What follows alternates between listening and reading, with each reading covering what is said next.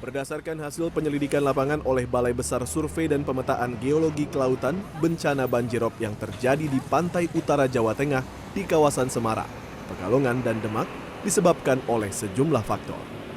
Wilayah tersebut diketahui merupakan kawasan tanah lunak berupa tanah aluvial yang masih mengalami proses konsolidasi atau pemadatan. Tanah itu terbentuk dari lumpur dan sedimentasi laut dengan kemiringan lereng 0-5%. Atau masuk kategori pantai landai. Jadi selain terjadi kondisi secara alami, ya alami memang sedimen itu apabila telah mengalami sedimentasi maka dia akan terjadi konsolidasi atau pemadatan. Kemudian apabila ada beban di atasnya, maka tentu saja ini akan mempercepat pemadatan dan terjadi penurunan tanah itu sendiri. Kemudian setelah terjadi penurunan, tentu saja air laut atau pada saat pasang, pada saat gelombang tinggi, itu naik ke atas lahan itu. Penurunan tanah di kawasan itu dipercepat dengan beban bangunan di atasnya, sehingga menyebabkan laju proses pemadatan tanah bertambah.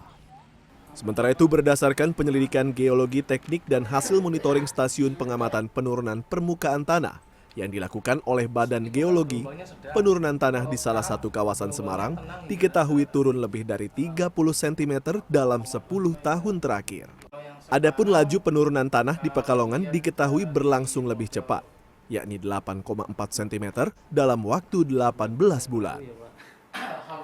Di sini data menunjukkan rata-rata ya berdasarkan stasiun pengamatan yang kami miliki, itu laju penurunan tanahnya sekitar 5,6 cm per tahun rata-ratanya.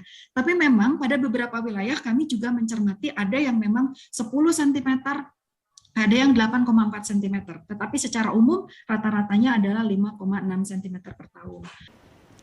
Sebagai langkah mitigasi, Badan Geologi merekomendasi pengaturan tata ruang dan perencanaan pembangunan infrastruktur berdasarkan pertimbangan kondisi geologi teknik bawah permukaan daerah tanah lunak. Arya Dita Utama, Dwi Prasetyo,